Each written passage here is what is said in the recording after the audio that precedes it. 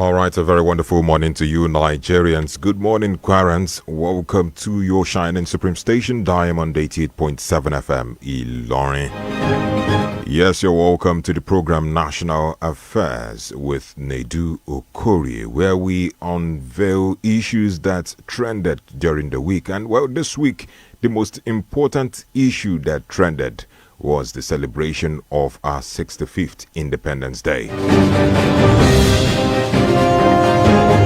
And still in the spirit of independence celebration, that is 65 years since Nigeria left colonial rule. And over the next 50-something minutes, we'll be taking a look at Nigeria at 65. We'll be talking about our strengths and where we failed as a nation, where we came from, where we are at the moment, and where we are going to. We'll be touching on various aspects of Nigeria. We'll be talking about history. We'll be talking about security, the economy, governance, political leadership, and the rule of law, justice, the rule of law. And we'll also talk about the youth participation in leadership. Yes, we'll touch on that briefly. We hope time permits us. And I'll be discussing with Dr. Adebola Bakare. Yes, a lecturer from the University of Ilorin, who is also a public policy analyst.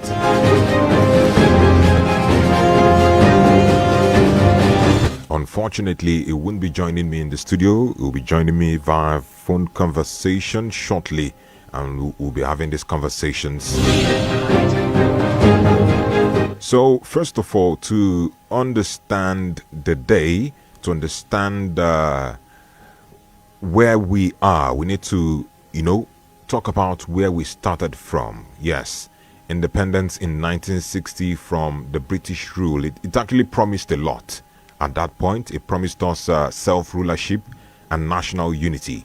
But since then, the path has really not been straight like that. But after independence, we've experienced different rulership, from parliamentary rule to military coups to, even the civil war. And the present Fourth Republic that began in 1999. And it has been a roller coaster of, sweet and bitter experiences. And I'm still trying to reach out Dr. Adebola Bakare, who will be speaking to us. All right, the founding fathers of Nigeria actually promised us unity, development, federalism, and in fact, they went all out to ensure that it is achieved. But that optimism was cut short by, perceived marginalization, which led to the emergence of military years and, later introduction of the democratic rule in 1950. All right. Hello, Doctor. Good morning, sir. Yes, please. Good morning. You're welcome to the program this morning. Yes, sir. Thank you. All right. Let's take a look at Nigeria's independence from 1960 till now. And normally, to take a look at or to project the future when it comes to planning, we have to take a look at where we came from and where we are at the moment. Many will say that Nigeria's independence was just a mere exchange of uniform from the British to the Nigerian elites. But because according to them, it still doesn't seem as though we are independent. But I want you to do, like a holistic review of Nigeria's independence from 1960 till now, where we started and where we are at the moment in terms of what is it called? Inequalities, regional inequalities and revenue inequalities. Where do you think we are at the moment, Doctor? Thank you very much for that wonderful question.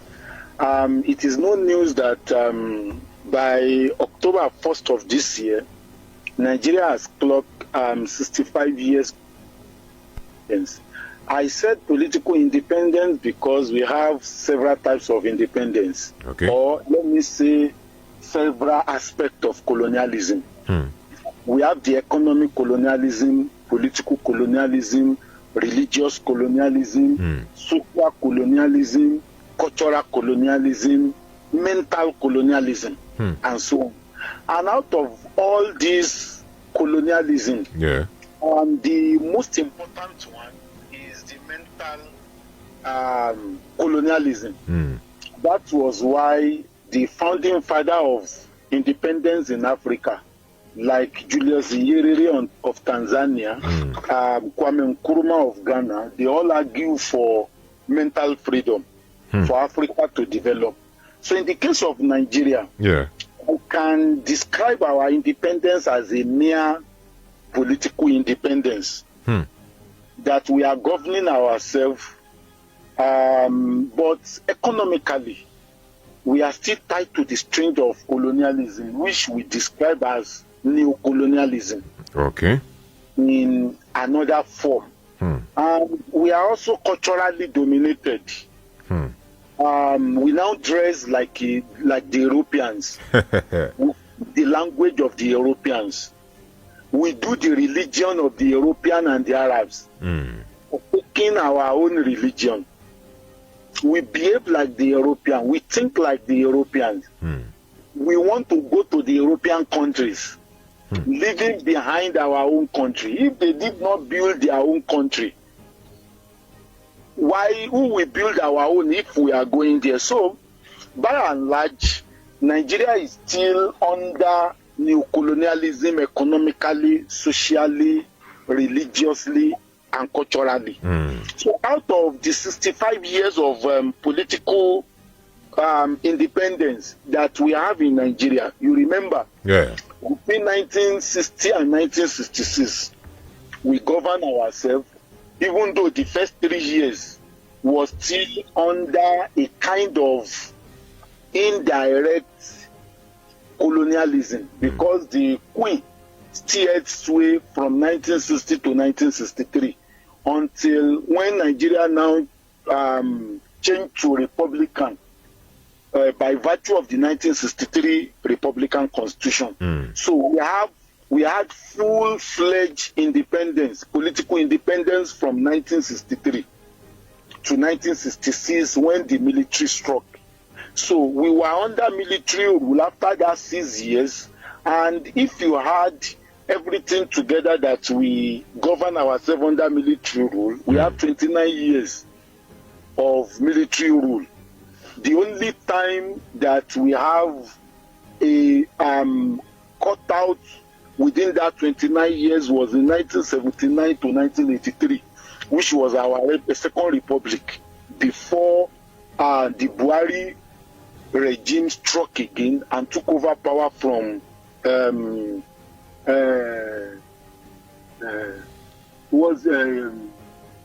this president Shagari, from Shagari. So by 1999 we returned back to democracy, and this is 2025. We have enjoyed 26 years of unbroken democracy. For the first time in the history of politics and governance of Nigeria, we have 26 years unbroken democracy in Nigeria. So if we had the 29 years of military, 6 years of the First Republic, and the 26 years together, making 36 years of democracy, we now have 65 years as a nation, of Nigeria as a nation. So whether we are where we are, whether we are where we want to be, whether we are not there, is a matter of perception, or let me say, where is in fact a reality. Nigeria is progressing. Our 26 years unbroken democracy, we are making progress. Only that the progress is not taking us to where we are supposed to be. But that we are not making progress at all, I don't think I share that perspective. My belief is that we are moving forward. Democracy itself is a process. No country practicing democracy has gotten to the end of democracy. Even the Lord of democracy, the founder of democracy, which is the America, they are still in the process. They have not gotten to destination. Therefore, democracy has no destination. That's why some people now qualify that, okay, you now have good governance, true democracy, true federalism. All those things are just means of qualifying where you are on the ladder of democracy. Where you are, whether you are at the top ladder you are the mid ladder, or you are still below the first or second step of the ladder. So that's when we can now begin to see where are we on the ladder. All right. Now, Doctor, thank you so much for highlighting different historical milestones that Nigeria has achieved from independence till now.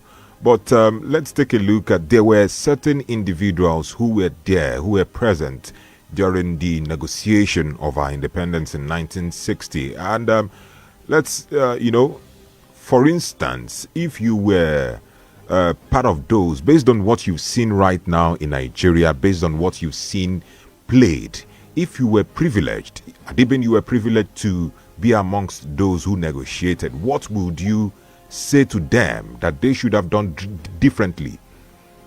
You understand? Well, I don't think there is anything I will ask them to have done differently. Okay.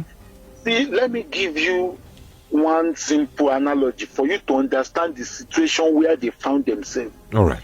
If you have seen a barren woman, a woman who got married and probably stayed 30 years in the marriage without having a child, do you know the prayer of that woman will change? Out of frustration of wanting to leave that condition, to have our own child, the prayer will be that God should give her a child, even if the child will come in the morning and die in the afternoon, so that people can call her by the child's name. That's to tell you desperation. That does not mean that is what the woman actually wanted. So at the point of negotiating for independence, we cannot blame the founding fathers. They were desperate to get self-rule for the country. So all the conditions that the British government put on the table, they were eager to abide by it. That, okay, let us, Yoruba people will say, let us pursue it, let them go first before we can now begin to restructure ourselves. That was why the issue of restructuring of the country has been on the table since 1963, when Nigeria became Republican. It was restructuring that led to where we are today. When the British took over power in the around 1860 something to 1900, we have been restructuring the country from 1912, when they introduced the Lagos Legislative Council, to 1936, to all the constitution, Clifford, Richard, McPherson, Littleton. They were the result of restructuring. That, okay, this style is not too good. Let us give us more people. Let more natives be part of governance. They will bring another constitution. That was what led, when they first moved the idea of self-rule, we ought to have gotten our independence by 1958. But the Northern felt they were not ready. That if by 1958 we were given independence, the Yorubas will have been the one controlling the country. So they used that opportunity to put their house in order, so that by 1960, all the regions, most especially the northern and the eastern, southwest, we now have been ready. So at that point, I cannot actually blame them, and I can't ask for more. Unfortunately, by 1960, when the independence came, the European put it in such a way that we favor them. They put it in such a way that we favor them, believing that if they hand over to the northern oligarchy, they will still be able to have a kind of alliance. All right, Doctor. We will be able to have a kind of alliance. Hello, and Doctor. That's the problem we are still grappling with till today. All right. Hello, Doctor. I sincerely have to cut you short here for a little time. We have to go on a commercial break. When we come back, we'll take a look at the present day governance and political leadership style in Nigeria. We'll assess various issues from corruption to accountability, and also the relationship between the federal government and the state government, and every matters that concerns our governance. Then from there, we'll move on to the rule of law. We have to go on this commercial break, please. Thank you so much. Thank you. All right. You are welcome back from that commercial break. This is still National Affairs. And this morning, we're taking a look at Nigeria's strengths, our inadequacies, our hopes, and our despair as we celebrate Nigeria at 65. And I'm being joined by Dr. Debola Bakari, a public affairs analyst and lecturer from the University of Ilorin. Doctor, you're welcome back. All right, we can hear you clearly. Doctor, you're welcome back. Thank you very much, sir. All right, quickly, let's take a look at Nigeria's governance. In 2024, the Corruption Perception Index scored Nigeria 26, and we also ranked 140 out of 180 countries. And this is, if you take a look at this clearly, it's a problem of governance. And if you also move on to Human Rights Watchdog and the U.S. State Department, they have continued to document various concerns about Nigeria's rule of law and the accountability in security responses when it comes to issues of insecurity. Many Nigerians feel that, political leadership places more privilege on whether you have connection or network over competence and, and all that. And it speaks a lot concerning how they see corruption and accountability. But I want you to speak on this. What do you make of this perception? Well, thank you very much. You see, the issue of governance in Nigeria is not the problem of the leaders per se. Okay. But it is the problem of the followers. You see, we have been beclouded by ethnic and religious sentiments to the extent that those political executives, those in power, now sees it as opportunity to manipulate our brain based on that ethnic and religious sentiments. Let me give you an example. If you see a news headline that Tinubu appoints Tinubu issues 10 fresh appointments. An average Nigerian, what comes to the mind of an average Nigerian before opening that news to read is how many Yorubas are part of the 10. If I am a Christian, it will be how many Christians are among the 10. If I am a Muslim, how many Muslims are among the 10? We are no longer talking about competency. We are emotionally attached and using sentiments. That's why corruption can never, no government in Nigeria within this current architecture can fight corruption. The moment the EFCC arrests somebody, it will be that they are arresting him because he's a Yoruba man. The moment he's an Igbo, it's because they are persecuting us. So the moment he is released, the people from the town will roll red carpets on the ground and start drumming, welcoming him as if he has gone to collect medal, celebrating corruption. That is our problem in this country. And there is something that used to happen in the Southwest. You know, in a family, when there is a troublesome boy or child generally, and he committed an atrocity, and they are looking for him. It is the parents in the olden days. It is the parent that will first turn that child in to go and face the music of the act he or she has committed. Are we still doing the same thing now? Those things are no longer there. So In Nigerian governance today, people now see political position like turn. It is our turn, our local. The moment your family member is appointed commissioner or minister, the next thing the family member will be telling him, this is our time. Let us pack the one we can pack. Because by tomorrow it will be the time of another people. Doctor, with what you just said now, do you think that leadership is not a person problem, but an institutional problem? It is an institutional problem. In fact, not only institutional, it is systemic. Because it cut from the beginning to the end of the system.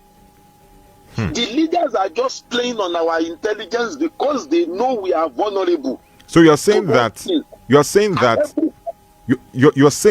the current crop of politicians we have right now in Nigeria are the ones hindering accountability. Yes, they are hindering accountability and they are playing on our intelligence. Let me give you an example. All right. If somebody is a Yoruba man and is arrested or alleged to have embezzled some amount of money, okay, the next thing that person will do is to play ethnic card. The president is trying to arrest me because I am from the same region with him. He see me as opposition. Instead that he is expecting me to be supporting him because I'm not supporting him. That's why he's arresting me. If it is Igbo, they will say, can you see the persecution? Then somebody who is not religious among the leaders, and the moment they discover that it is religion that can save them, they play religious card. Even if they are looking for votes. Till today, do you know Peter Obi is yet to deny that popular phone call that got leaked? Because that he felt that was what he needed at that point in time. Tinubu will also do religious card to tell the northern people that he's a Muslim like them. And when he got to the southern part of the country, he abandoned the religious card and play ethnic card that this is our time. So leaders have discovered the weakness of the followers, and we are gullible. The moment they play this religious or ethnic card, we buy into it, and people started running up and down defending, and these people are the same. All right. We are fighting for them. They are whining and dining together. Their children are marrying each other. How can you imagine the enmity between Atiku and Nuhu Ribadu from the same state? And they are giving themselves, they are giving the hand of their children in marriage. All right, Doctor, before we take reactions from our listeners at home, let's take a look at the way forward, because by next year we'll be celebrating 66th anniversary. And, to measurably reduce corruption, do you think that there is any precise legal or maybe institutional reform that you would advise the government to prioritize in the next 12 months so that when it comes to next year anniversary, we can be able to pinpoint or recount a substantial thing that the government has achieved? Well, I don't want to sound pessimistic. Okay. But that will be difficult to do. You know, there is this popular saying that he who will come to equity must come with clean hand. Okay. Who are the people that want to fight the corruption? Are they not corrupt by themselves? So what are we saying? Somebody who is already corrupt and you ask the person to come and fight corruption, what do you expect? Somebody who is looking for votes in 2027, you expect that person to come and fight corruption, knowing fully well that the people who engage in that corruption are the ones he needed to win the election in 2027. So me, I don't think the way Nigeria is, anything will change between now and 2027. So who is saddled with the responsibility to fight corruption? Did you get me, doctor? Sir? If you then say that those who are the M's of affairs don't have the capacity to fight corruption, who should this responsibility be saddled upon? Is it the citizens? We don't have the power. Well, let me recast that statement. Okay. They have the capacity to fight corruption, only that they don't have the political will to do it. Okay. They know what they are supposed to do, but they will not do it because of their political consideration. All right. And to now answer the question, it is the people in government that can still fight corruption. Individual cannot fight the corruption because you don't have the state machinery to do that. You need the state instrument, which is under the control of those in government to fight corruption. The only thing the people can do is to fight individual petty corruption. All of us are corrupt.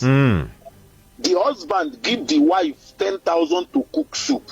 She buy meat and pepper of 8,000, swallow 2,000. Is that not corruption? It is.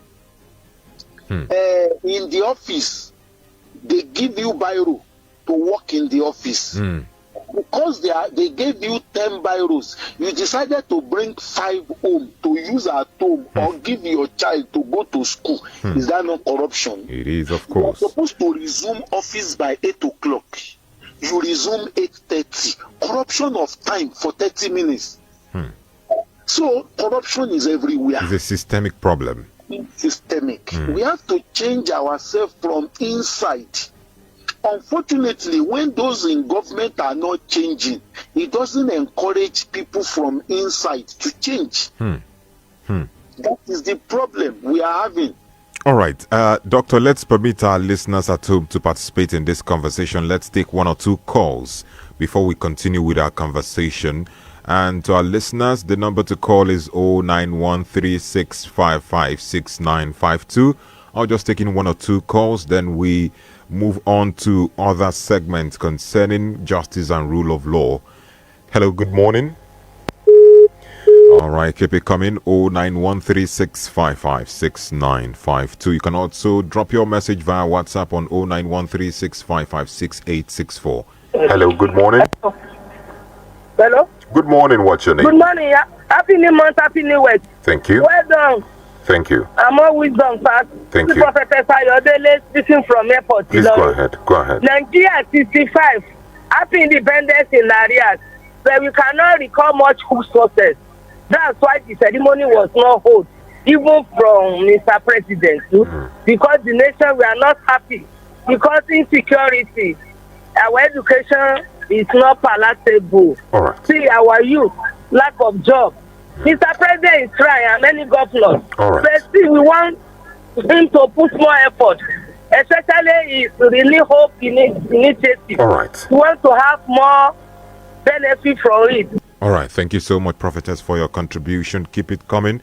This message from Ola from Airport says the present arrangement can't progress us. Let's restructure, go back to regional governance, scrap the National Assembly, adopt UAE's model or Canada's provincial system, strengthen our judiciary, adopt Chinese method and judicial system, death sentence for corruption of government funds until we have a radical leader who is ready to sacrifice anything to move Nigeria forward.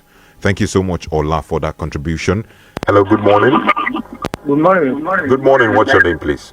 Alhaji Moshood, please go ahead. Please turn down the volume of your radio or move away. I really appreciate the guest on the studio. Thank you. And you too. May Almighty Allah continue to bless you. Thank you. All right, thank you so much, Alhaji Moshood, for that call.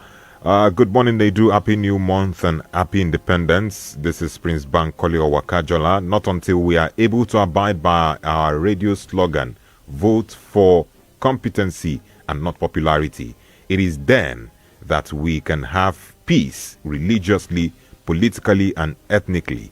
We have discovered several competencies in the South we can make use of such and avoid the idea of quota systems. All we need is peace and tranquility in Nigeria.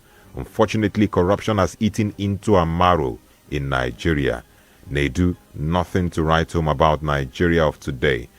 Well, unfortunately, this is coming from Prince Bankole Owakajola. Well, let's continue with our conversation, Dr. Bakari.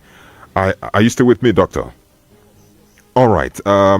Let's take a look at our justice system. When many people hear the word justice, some will think it's pertaining to the law courts alone. No, it also involves, timely prosecution, independent investigation that is not influenced by any external influence or by political influence, and also to gain citizens' trust as regards all this. Where does Nigeria stand at the moment? Because if we take a look at reports from Human Rights Watch, from the National Human Rights Commission, they continue to highlight various forms of abuses and gaps in holding security forces accountable.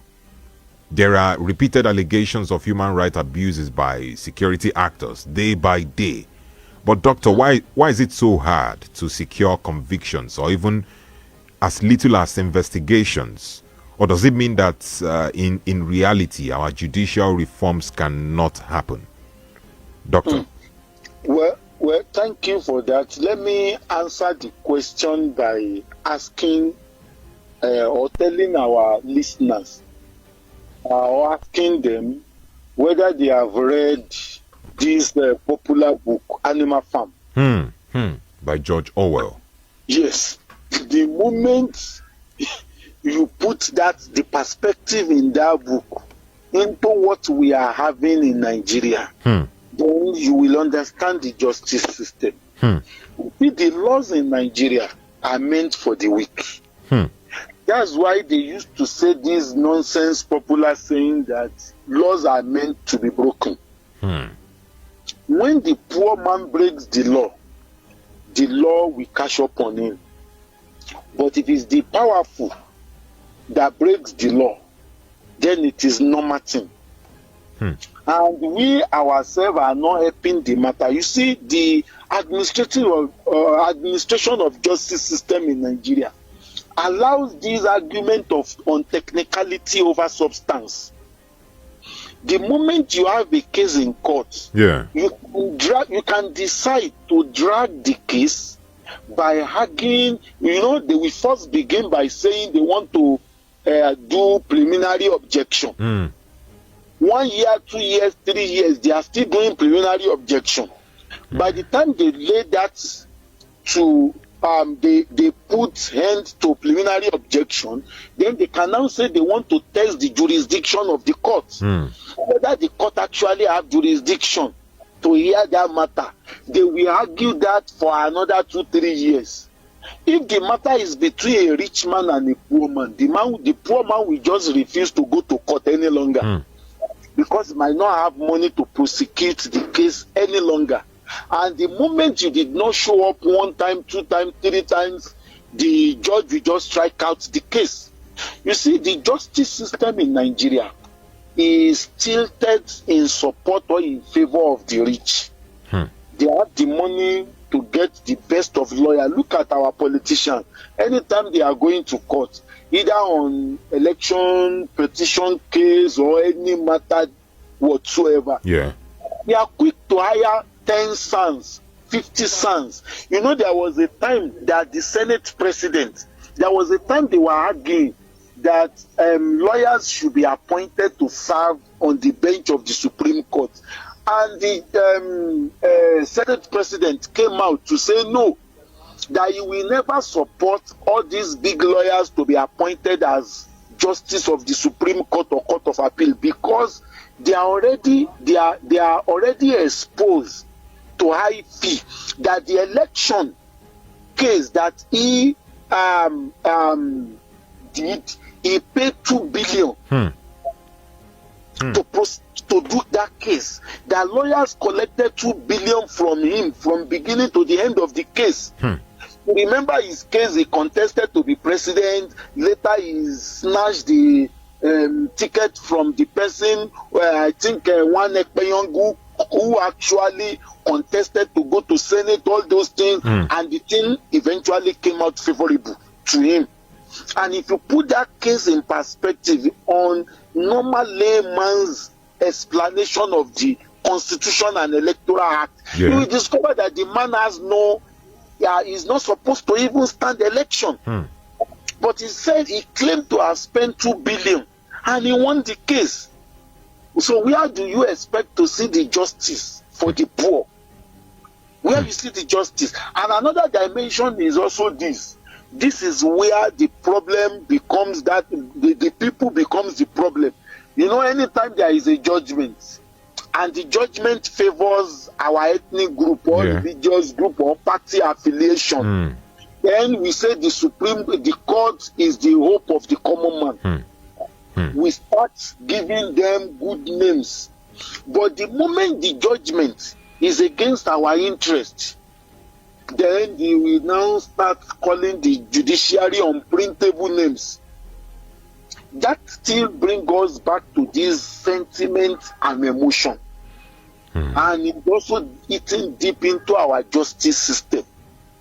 Can anybody says the lawyers are not corrupt, the judges are not corrupt?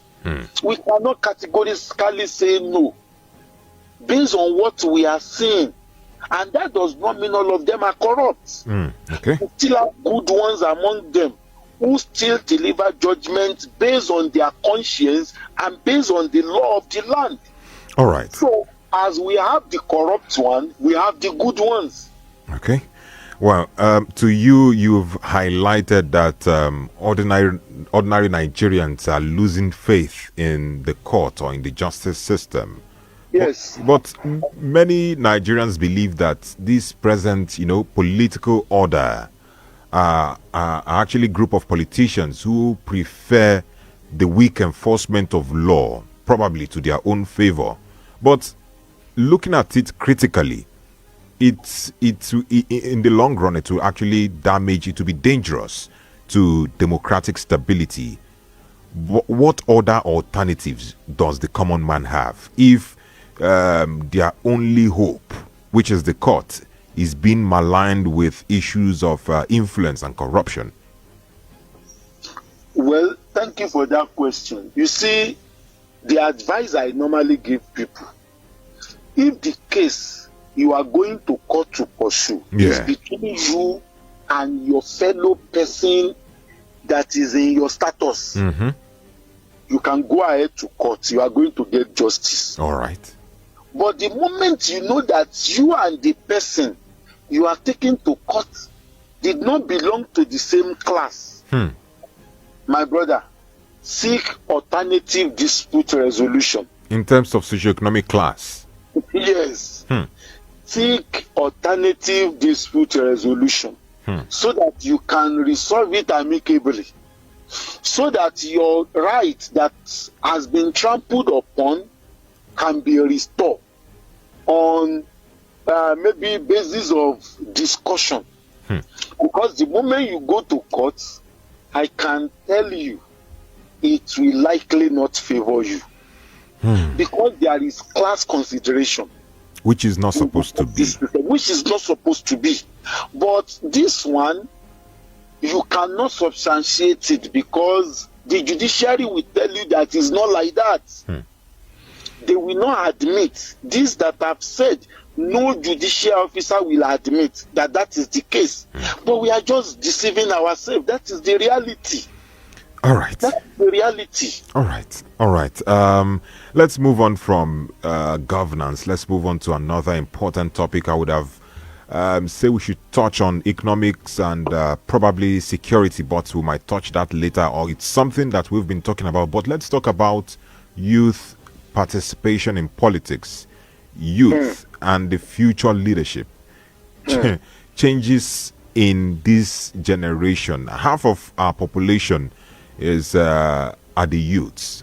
We have young population, and at 65, we should be able to be proud that Nigeria has presented many young people in politics who are navigating their way around and making changes. But it seems as though there is a deliberate exclusion. Some would say it is apathy on the part of the youth, but some would also say that it's a deliberate exclusion by the older elites. And there is this not too young to run law. Some would also say that that is a narrative on paper, a victory that has been achieved on paper alone, in theory.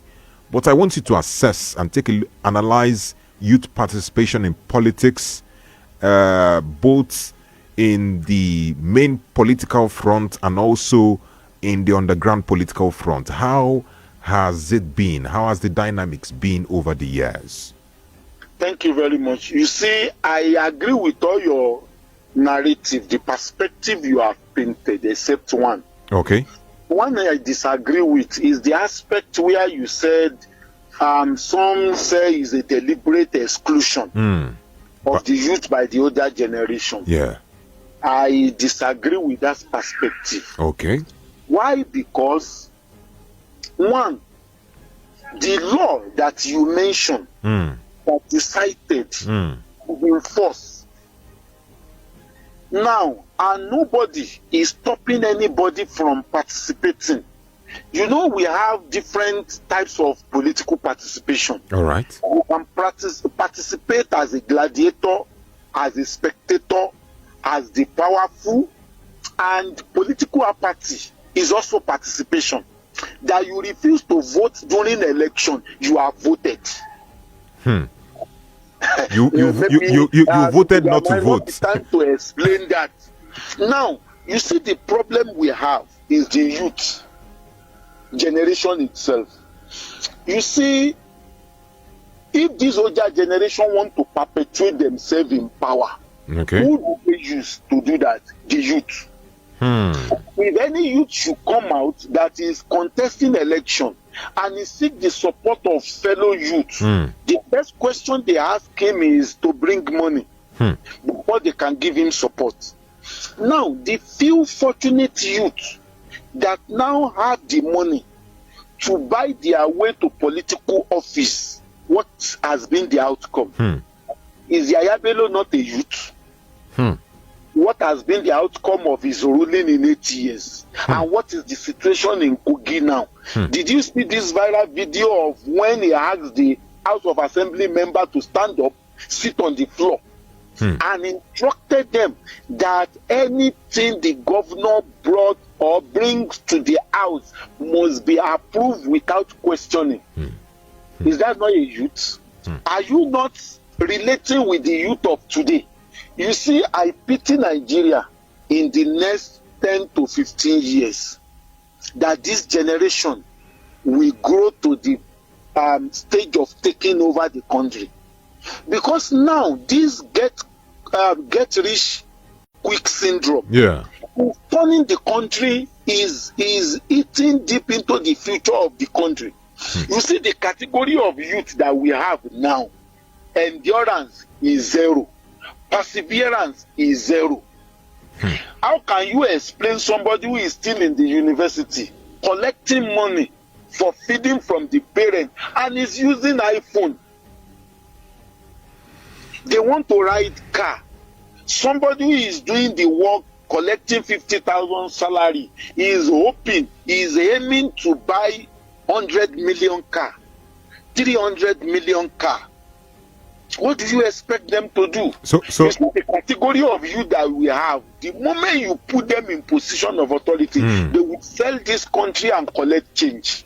So you're saying that the problem is not that the youths are not being given the opportunity to, participate, but that if they participate, they also have the capacity to do more evil. Yes. That is my argument. If the older generation refuse to give the youth the opportunity, the youth can snatch the opportunity. They have the number. Well, but are they doing that? All right. Well, Doctor, let's look at the way forward. We've highlighted the problem. If you, for instance, you had the power to enact one policy in maybe a day or a week to boost positive youth inclusion, to advocate for getting their minds right, what are, let's say, three actions that you would take immediately? Well, the first thing I will do is to enact a law to get the source of wealth. You know, one of the problems we have is peer influence. There is this video on the social media that a boy in SS1 come home with a car, a big car, and the mother refused. And the mother said the boy should return the car, that you are in SS1, you are not working. Where did you see money to buy the car? I saw the video on social media. So the first thing is to first investigate the moment we see you that you are living beyond your means. You have to come and explain the source of your wealth. So we are no longer going to be living in denial. Everything must be on real time. Your lifestyle must commiserate with your source of income, the stream of your income. Number two, we will now do reorientation. Okay. And this attempt, you know, after we do reorientation, as we are doing reorientation of the youth, not to be looking, not to allow another person's life to determine the speed of their own life. You must now connect that with equal opportunities. The moment you are living comfortable, there is every chance that you are not going to be looking at the lifestyle of another person. But if you are in a state of need, you are bound to look at your neighbor.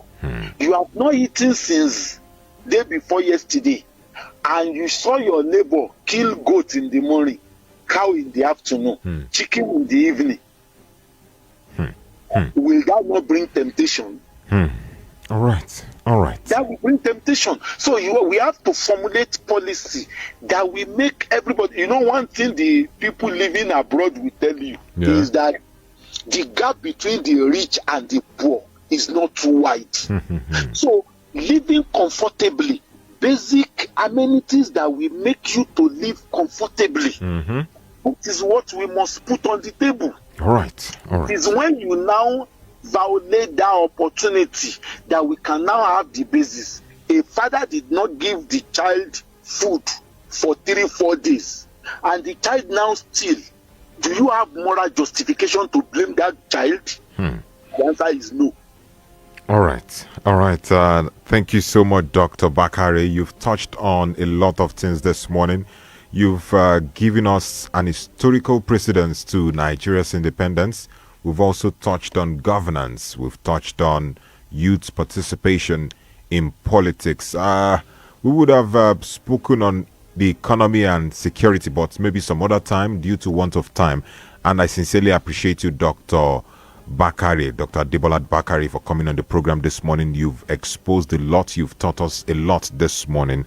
And thank you so much for coming on the program.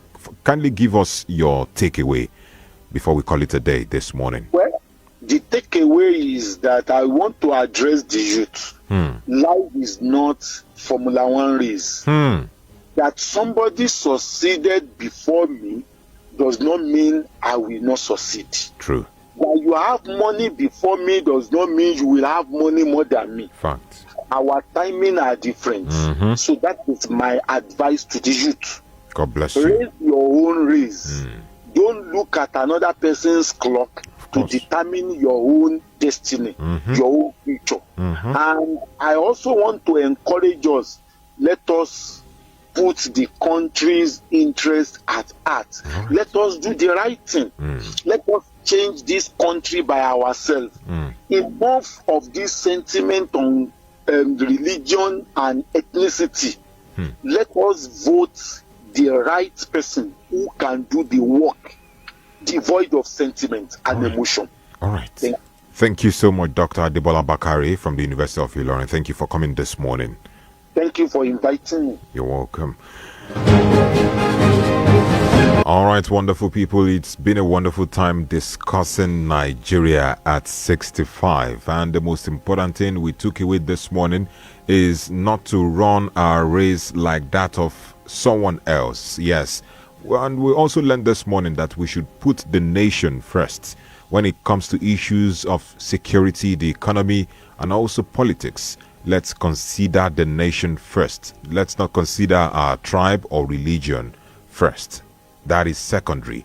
The most important, we are first Nigerians before we are even Christians or Muslims, before we are Yoruba or Igbo or Hausa. So let's take note of that. All right, let's rush through some messages I've got here before we call it a day this morning. This one says, good morning, Naidu. The problems are created by those in government. Imagine the punishment anyone... Okay. All right. Thank you so much for this. I can't take this message. Femi Ojo from GRA. It says that, good morning, I like the brilliancy of your guest, but I differ on the area of Yaya Bello being a youth. He only used the doctored age as a civil servant before going into politics, and then he continues with that age. I know him very well. He's well over 60 years now. I also differ in the area of youth participation in politics as well. How can you pay huge amounts of money sending your child into private university and push him into politics? Let's encourage our youth to engage in entrepreneurial skills that can make them employers of labor tomorrow. All right, our time is fast spent. This is where I'll be calling it a day on today's edition of National Affairs. Nigeria 65 years, and let's ensure that that particular age, a 65-year-old man, is actually gearing towards his retirement age. And that is when he should be counting his achievements, counting his blessings and losses. And at this point, Nigerians and Nigeria as a country should be counting our achievements. Hopefully, next year we will celebrate more achievements. My name remains Naidu Okorie. My friends call me Mazio Dogu. Since you are my friend, you can call me Mazio Dogu. Have a wonderful day.